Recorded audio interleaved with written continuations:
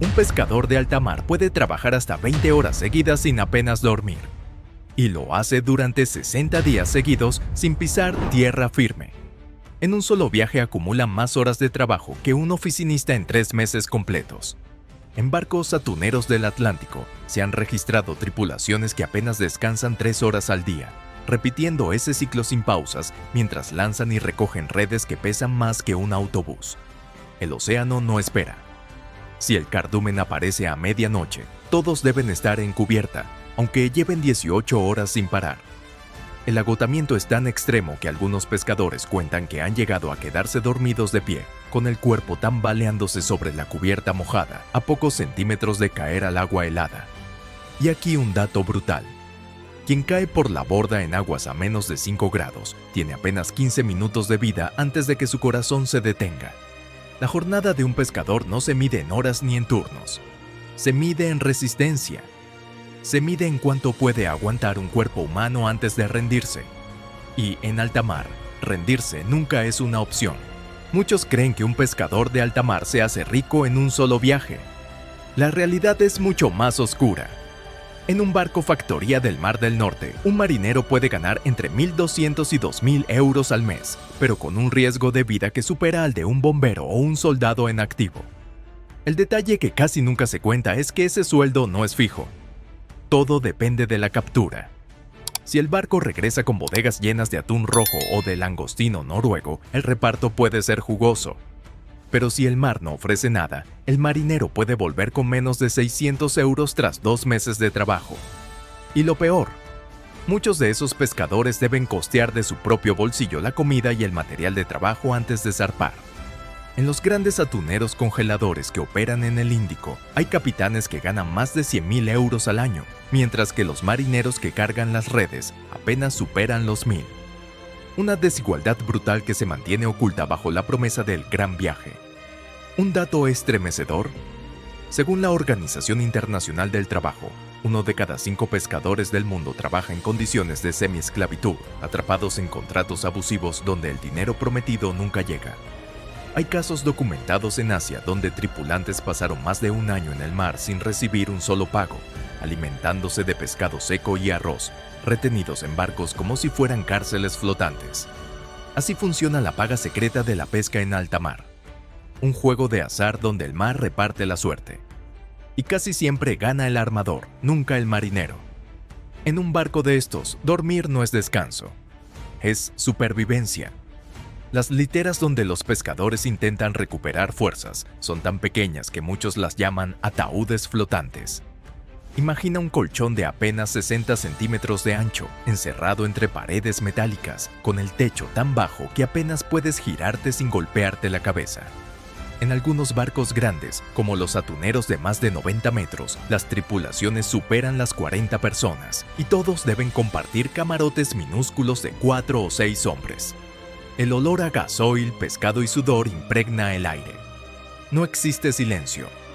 Los motores rugen las 24 horas, las cadenas golpean contra la cubierta y las olas revientan contra el casco como martillos de acero.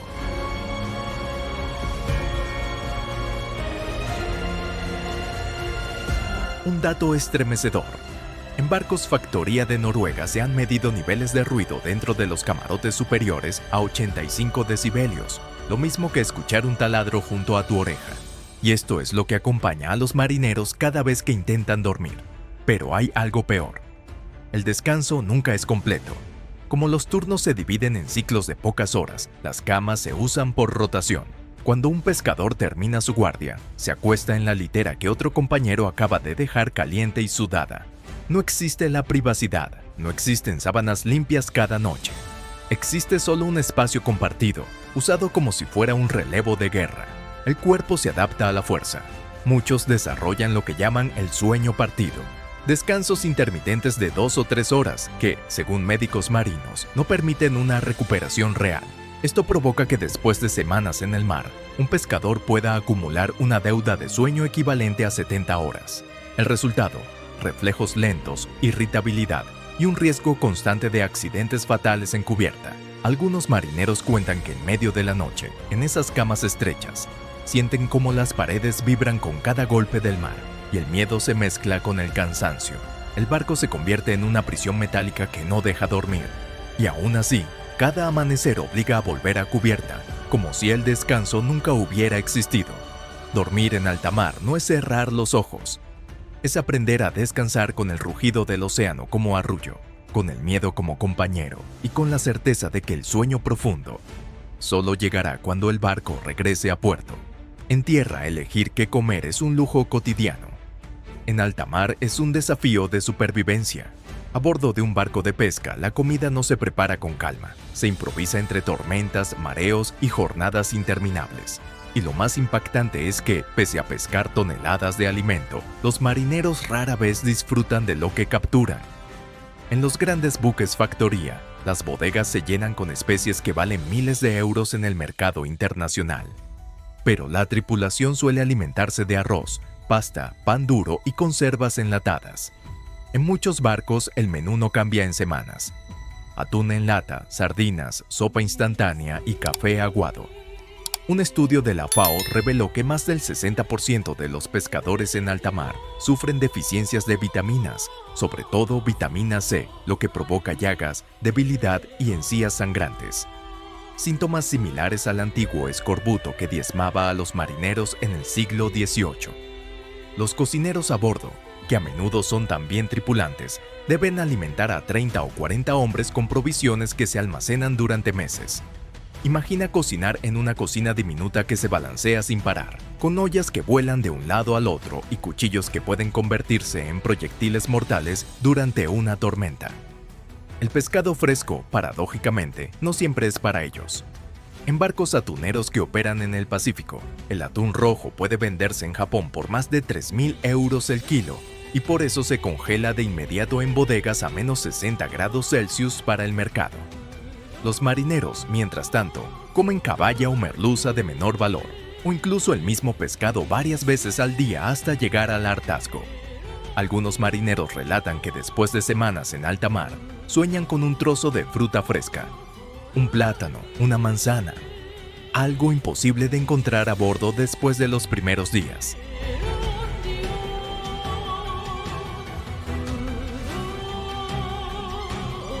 El antojo de lo simple se convierte en obsesión.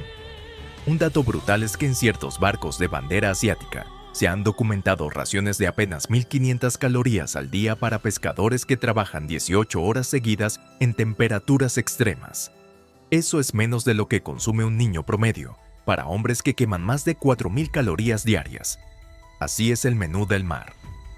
Repetitivo, insuficiente y diseñado para mantener vivos a los hombres, no para darles placer. Una dieta de guerra en medio del océano, donde la verdadera delicia es el recuerdo de una comida caliente en tierra firme. En alta mar, la distancia se mide en ausencia. Un pescador puede pasar 40, 60 o incluso 90 días sin ver tierra firme, rodeado únicamente por agua infinita y un cielo que parece no terminar nunca. Esa soledad no es silencio, es un vacío que devora lentamente la mente. La tripulación comparte espacio las 24 horas, pero la convivencia no elimina el aislamiento. Muchos marineros cuentan que, aunque estén rodeados de compañeros, se sienten completamente solos. No hay familia, no hay amigos, no hay noticias del mundo. Y en muchos barcos todavía no existe conexión a Internet. La comunicación se limita a una llamada por satélite, que cuesta entre 2 y 5 euros por minuto. Para un salario de apenas 1.200 euros al mes, llamar a casa puede convertirse en un lujo que casi ninguno puede permitirse. Un dato que hiela la sangre. En barcos factoría de aguas internacionales, hay marineros que pasan más de 6 meses sin hablar con sus hijos ni saber si han nacido sus nietos. La desconexión es total. Mientras tanto, en tierra, los problemas familiares siguen: cuentas, enfermedades, despedidas. Todo ocurre en su ausencia. El impacto psicológico es devastador. Estudios médicos han demostrado que más del 25% de los pescadores de larga distancia sufren depresión o ansiedad crónica. Y muchos lo silencian porque en el mar no hay psicólogos ni tiempo para debilidades. La consigna es clara: trabajar, resistir y callar. Y la soledad golpea más fuerte en las noches tranquilas. Cuando el turno termina y el pescador se tumba en su litera, el único sonido que lo acompaña es el rugido monótono de los motores y el golpeteo constante del mar. En esos momentos, algunos escriben diarios, otros miran fotos arrugadas, y muchos simplemente aprenden a no pensar demasiado, porque pensar demasiado en alta mar puede ser un enemigo peor que las olas. Un testimonio real de un marinero del mar de Bering lo resume todo. Lo más duro no es el frío ni el cansancio, es saber que, mientras yo estoy aquí rodeado de hielo, mi hijo aprende a caminar, y yo no estaré para verlo. Esa es la soledad absoluta del pescador en alta mar. Un vacío que ningún barco puede llenar y que ningún puerto puede devolver. La pesca industrial es considerada por la OIT como una de las profesiones más peligrosas del planeta, con una tasa de mortalidad que supera en casi 30 veces la de la construcción y en más de 15 veces la de la minería. No es casualidad. En un solo barco se concentran todas las amenazas imaginables. Las tormentas son las primeras enemigas. En el mar de Bering, por ejemplo, las olas pueden alcanzar hasta 15 metros de altura, más que un edificio de 5 pisos. Barcos enteros han desaparecido en cuestión de minutos, tragados por olas gigantes conocidas como olas monstruo, capaces de partir en dos una embarcación de acero. Y lo más aterrador, estas olas surgen de la nada, sin previo aviso, incluso en mares aparentemente calmados. Pero no solo el mar ataca. La propia maquinaria del barco es un verdugo silencioso. Los cabrestantes, grúas y redes mueven pesos de varias toneladas. Una cuerda que se rompe bajo tensión puede salir disparada con la fuerza de una bala, capaz de amputar un brazo o decapitar en un instante. Según informes de seguridad marítima, el 20% de los accidentes mortales en la pesca industrial ocurren por maquinaria pesada, no por tormentas. Y luego está el frío.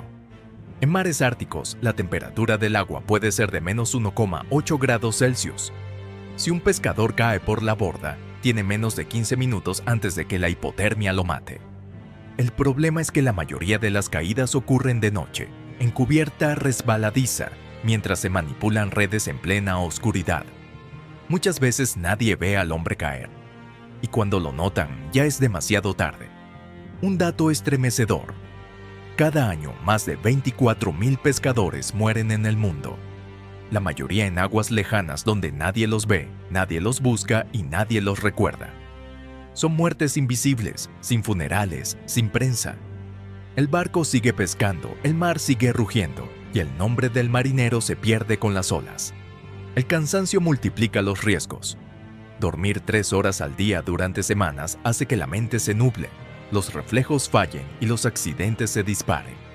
En investigaciones sobre barcos arrastreros, se ha comprobado que el 40% de los tripulantes han sufrido al menos un accidente grave en cubierta. Huesos rotos, dedos amputados, lesiones en la espalda. Y aún así, siguen trabajando, porque detenerse no es una opción. El barco cuesta miles de euros por día y cada minuto sin pescar es dinero perdido. El fuego es otra amenaza ignorada. Los barcos pesqueros almacenan combustible, gas y toneladas de redes plásticas altamente inflamables. Un incendio en medio del océano es una condena segura. El agua alrededor no ayuda. Las llamas se propagan con el viento y el humo asfixia en segundos. Entre 2009 y 2019, se registraron más de 500 incendios en buques pesqueros solo en aguas europeas. Y como si fuera poco, el propio cuerpo se convierte en enemigo. Las enfermedades en alta mar no esperan. Una simple apendicitis a 500 millas del puerto puede ser mortal.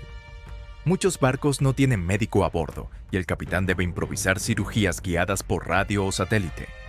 Hay casos documentados de amputaciones hechas por los propios compañeros para evitar una infección que podía matar a todo el barco. El peligro constante de la pesca en alta mar no es un accidente aislado.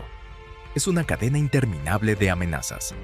El mar, la tormenta, el hielo, las máquinas, el fuego, la enfermedad, el agotamiento. Un pescador vive sabiendo que en cualquier instante todo puede terminar. Y lo más impactante, aun con todos estos riesgos, cada año miles de jóvenes siguen embarcándose, atraídos por la promesa de un sueldo. y enfrentándose a la profesión que el océano nunca perdona. Un barco de pesca es una cárcel flotante sin barrotes. Durante semanas o meses, decenas de hombres comparten un espacio reducido donde cada rincón está controlado por el océano y el capitán. No hay escapatoria posible. No puedes salir a dar un paseo, no puedes pedir un descanso, y la única salida es el puerto, a cientos o miles de kilómetros de distancia. Los camarotes, la cocina, la cubierta y las bodegas son los únicos escenarios que los pescadores ven día tras día. En un atunero de 90 metros, más de 40 hombres deben convivir en apenas unos cientos de metros cuadrados, con turnos que obligan a cruzarse constantemente. No hay intimidad. No hay espacio personal. Hasta el simple acto de cambiarse de ropa ocurre rodeado de compañeros agotados y malhumorados. La convivencia se vuelve una prueba psicológica brutal. En investigaciones sobre barcos factoría del Pacífico, se ha comprobado que el 30% de las discusiones a bordo terminan en peleas físicas. El encierro, la falta de descanso y el aislamiento son una bomba de tiempo. Algunos capitanes incluso limitan el alcohol a bordo para evitar motines, aunque en muchos barcos ilegales todavía se reparte ron o whisky para mantener a la tripulación tranquila. Pero no todo queda en peleas. Existen casos documentados en Asia donde pescadores fueron retenidos en barcos durante más de un año, sin poder regresar a tierra, obligados a trabajar bajo amenazas. En 2015, la ONU denunció que algunos barcos tailandeses operaban con marineros que eran literalmente esclavizados, sin posibilidad de escapar, bajo vigilancia armada. El barco se convierte en prisión también por las reglas. El capitán tiene la última palabra en todo, desde las horas de descanso hasta las raciones de comida. Una orden no se discute. Negarse a trabajar puede significar quedarse sin paga o incluso ser abandonado en un puerto extranjero sin documentación. Un dato impactante. Según la ITF, Federación Internacional de los Trabajadores del Transporte, cada año más de 1,000 marineros son abandonados en puertos del mundo, sin dinero ni pasaporte, porque los armadores desaparecen tras quebrar o huir de deudas. El aislamiento refuerza la sensación de encierro. No existe un espacio de recreo real. A veces improvisan pequeñas zonas con una televisión vieja o juegan cartas en una mesa oxidada, pero incluso eso termina siendo parte de la rutina. El barco, en lugar de ser un hogar, es un claustro metálico que no perdona. Y lo más inquietante, el mar mismo se convierte en los muros de esa prisión. Cuando un pescador siente la presión del encierro y mira hacia el horizonte, lo único que ve es agua infinita. Sabe que a su alrededor no hay nada. Ni un pueblo, ni un refugio, ni un camino de escape. Solo miles de kilómetros de océano, tan implacable como las paredes de cualquier cárcel. Cuando se habla de esta pesca, la imagen que viene a la mente suele ser la de grandes atunes, langostas o camarones de lujo que alcanzan precios desorbitados en los mercados internacionales. Pero la realidad es muy distinta. La mayoría de los pescadores no llenan sus redes con tesoros, sino con especies poco valoradas, capturas masivas que rara vez aparecen en las noticias. Un ejemplo claro son los barcos arrastreros del Atlántico Norte. Estas embarcaciones, que pueden medir más de 120 metros de eslora, arrastran redes gigantescas capaces de capturar hasta 400 toneladas de pescado en un solo lance. Sin embargo, gran parte de lo que obtienen no son especies de alto valor, sino bacaladilla, jurel o merluza de segunda categoría. Muchas veces, el 30% de la captura termina como harina de pescado para alimentar animales de granja, y no para consumo humano. En los océanos Índico y Pacífico, los grandes atuneros congeladores persiguen al preciado atún rojo, que puede alcanzar precios de más de 3.000 euros por kilo en subastas japonesas. Pero esa es la excepción. La mayoría de las veces, lo que suben a cubierta son atunes de menor valor, bonitos o barriletes, que se venden a precios mucho más bajos para la industria de conservas. El problema del pescado real se agrava con el fenómeno de la captura incidental. Alrededor del 40% de lo que cae en las redes de arrastre son especies que no interesan al mercado. Tiburones, rayas, tortugas marinas e incluso delfines. Muchos de ellos mueren en cubierta y se devuelven al mar como desecho. Esto significa que, por cada caja de pescado que llega a tu mesa, hay decenas de criaturas que nunca serán consumidas. Un dato estremecedor. En el Golfo de Bengala, los arrastreros ilegales capturan tantas especies no deseadas que, según Greenpeace, hasta el 60% de sus capturas se tiran muertas por la borda. Una masacre silenciosa que rara vez se cuenta. Incluso cuando logran especies valiosas, el esfuerzo no siempre paga. Los barcos que pescan camarón en aguas profundas del Atlántico pueden pasar días enteros sin encontrar un banco rentable, consumiendo miles de litros de combustible al día. Y cuando finalmente llenan las redes, el precio en puerto puede haber caído, reduciendo las ganancias al mínimo. Los pescadores lo saben bien. El océano no garantiza nada. Hoy puede ofrecer toneladas de pescado valioso y mañana solo redes vacías. El romanticismo de la pesca se desvanece cuando entiendes que gran parte del trabajo consiste en atrapar lo que el mar quiera dar, aunque no valga nada. Ser pescador de alta mar también implica un sacrificio silencioso. Dejar atrás a la familia durante meses enteros. Mientras el barco se adentra en aguas lejanas, en tierra el tiempo sigue corriendo. Pero sin ellos. Un pescador que trabaja en el Mar del Norte pasa, de media, 6 a 8 meses al año fuera de casa. Eso significa perder cumpleaños, navidades, nacimientos e incluso funerales. Un informe de la Organización Internacional del Trabajo calculó que el 70% de los pescadores de altura han perdido al menos un acontecimiento familiar importante en su vida por estar embarcados. La ausencia tiene un precio emocional devastador. Los hijos crecen sin ver a su padre durante semanas interminables, las parejas asumen solas la carga del hogar y muchos matrimonios no resisten el peso del océano. En algunos puertos de Galicia y Portugal se habla de la llamada viudez blanca. Mujeres que no son viudas, pero viven solas, criando a sus hijos mientras esperan el regreso de maridos que pasan más tiempo en el mar que en casa. Un dato estremecedor. En comunidades pesqueras de Alaska, más del 40% de los matrimonios de pescadores terminan en divorcio, una cifra muy superior a la media nacional. El motivo es siempre el mismo: la distancia, la incertidumbre y la presión económica. Pero los sacrificios no se miden solo en ausencias, también en despedidas sin retorno. Cada año miles de familias reciben la noticia de que un padre, un hermano o un hijo no volverá jamás. En el mar de Bering, considerado el más letal del planeta, 1 de cada 250 pescadores muere cada temporada.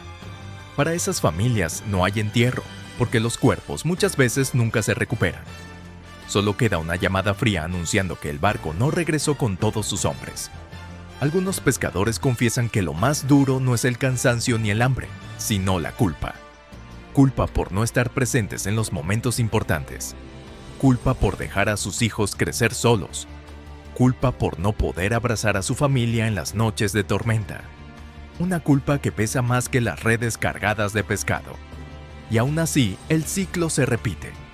Porque al volver al puerto, después de un mes o dos en tierra, el dinero se acaba y el pescador debe volver a embarcarse. La familia aprende a vivir entre ausencias y regresos breves, en una rutina que se hereda de generación en generación.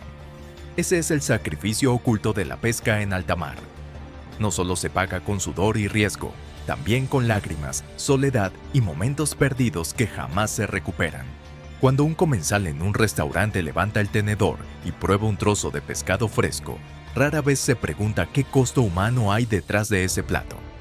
Detrás de cada filete de atún, de cada gamba, de cada rodaja de salmón, hay historias de hombres que han pagado con sudor, dolor y en demasiados casos con su propia vida. Un ejemplo brutal. El atún rojo del Mediterráneo que llega a los mercados japoneses puede alcanzar precios de más de 1 millón de euros por ejemplar en subastas de Tokio. Pero mientras ese pescado se vende como un lujo, los marineros que lo capturan en alta mar cobran sueldos que apenas superan los 1.500 euros mensuales, arriesgando la vida en cada lance. El valor se multiplica en la mesa, pero no en el bolsillo del que arriesgó su vida para llevarlo allí. Los números son escalofriantes. Según la FAO, cada año mueren más de 24.000 pescadores en el mundo. Es decir, 65 hombres por día desaparecen en el océano para que el pescado llegue a los mercados. La mayoría no aparece en titulares, no tienen funerales públicos. Son muertes invisibles que se entierran bajo el silencio del mar. El precio humano no termina ahí. Según la Organización Internacional del Trabajo, más de 21 millones de trabajadores en el sector marítimo y pesquero están expuestos a condiciones de explotación laboral. En barcos ilegales, sobre todo en el sudeste asiático, existen tripulaciones enteras obligadas a trabajar jornadas de 20 horas, sin paga, bajo violencia y amenazas. En 2014, una investigación de Associated Press destapó que en Tailandia había pescadores esclavizados que pasaron años sin tocar tierra, enviando toneladas de pescado a supermercados europeos y estadounidenses. Ese pescado terminó en platos de gente que nunca supo lo que había detrás. La salud también forma parte del precio oculto. Un pescador de alta mar puede perder 10 kilos en una sola temporada debido al agotamiento físico y la mala alimentación. Muchos vuelven con la piel quemada por el sol, los pulmones dañados por el humo de los motores y lesiones permanentes en la espalda por cargar cajas de hasta 50 kilos cada una durante horas interminables. Y aún así, la mayoría no recibe cobertura médica ni seguros adecuados. Si enferman, simplemente son reemplazados por otro hombre dispuesto a embarcarse. Incluso la captura que no llega a la mesa tiene un precio humano. En los barcos arrastreros, se calcula que hasta el 40% de las capturas se descartan muertas por no ser rentables. Eso significa que mientras toneladas de pescado se tiran de nuevo al mar, el pescador sigue trabajando con la misma dureza, gastando la misma energía, arriesgando la misma vida, pero sin recibir nada a cambio. Un dato estremecedor es que en un solo día de faena, un barco arrastrero de altura puede consumir 30.000 litros de combustible. Si el precio en el puerto ha caído, el viaje entero puede no cubrir ni siquiera el gasto del gasoil. ¿Quién paga esa pérdida? No el armador, no el mercado, sino el marinero, que ve cómo su esfuerzo de semanas enteras se convierte en un sueldo miserable. Y sin embargo, el consumidor final rara vez lo sabe. Cuando alguien paga 15 euros por un plato de merluza en un restaurante, está comprando mucho más que pescado. Está comprando noches sin sueño, dedos amputados por las redes, padres ausentes, familias enteras que esperan en silencio y vidas que quedaron en el mar. El plato parece barato, pero el costo real es incalculable, porque detrás de cada bocado hay un sacrificio que nunca aparece en la cuenta del restaurante, un precio humano que sigue escondido, invisible, bajo las aguas del océano. Y finalmente, el momento más esperado de cualquier pescador de alta mar es el regreso al puerto. Tras semanas o meses en el mar, el barco avista la costa y la tripulación siente la primera bocanada de aire que no huele a gasoil ni a pescado. Pero ese regreso, lejos de ser una celebración absoluta, muchas veces tiene un sabor amargo. El alivio de pisar tierra se mezcla con la incertidumbre. En algunos casos, el barco regresa lleno de capturas y los marineros saben que tendrán un buen pago. En otros, tras semanas de trabajo, el beneficio apenas cubrirá los gastos. Hay historias de barcos que han vuelto después de 50 días de faena, con redes medio vacías, y la tripulación recibió menos de 700 euros por casi 2 meses de trabajo extremo. Además, el regreso no significa descanso verdadero. Muchos pescadores apenas pasan unas semanas en casa antes de volver a embarcarse, porque el dinero nunca alcanza. Es un ciclo sin fin. Trabajar, arriesgar la vida, volver, descansar un poco y salir de nuevo al mar. El puerto también guarda silencios. No todos los barcos regresan con toda su tripulación. En algunos muelles, las familias esperan con flores o con abrazos, mientras otras reciben solo la noticia de que alguien no volverá jamás. Es la cara más dura de este oficio. Cada regreso puede ser una bienvenida o una despedida. Ese contraste entre la alegría de volver y la dureza de lo perdido muestra que la vida del pescador no termina cuando el barco toca tierra. Continúa en sus cuerpos agotados, en sus mentes marcadas por el océano y en las familias que cargan con las ausencias. Y así, tras conocer la otra cara de la pesca en alta mar, queda claro que detrás de cada pescado que llega a nuestra mesa hay mucho más que redes y barcos. Hay vidas enteras dedicadas al mar, hay sacrificios invisibles y un precio humano que pocas veces se cuenta. Si este video te ha hecho ver la pesca con otros ojos, te invito a apoyarnos. Suscríbete al canal, deja tu like y cuéntanos en los comentarios qué parte de esta dura realidad te ha impactado más. Eso nos ayuda a seguir trayéndote historias reales del océano, contadas como nadie más lo hace.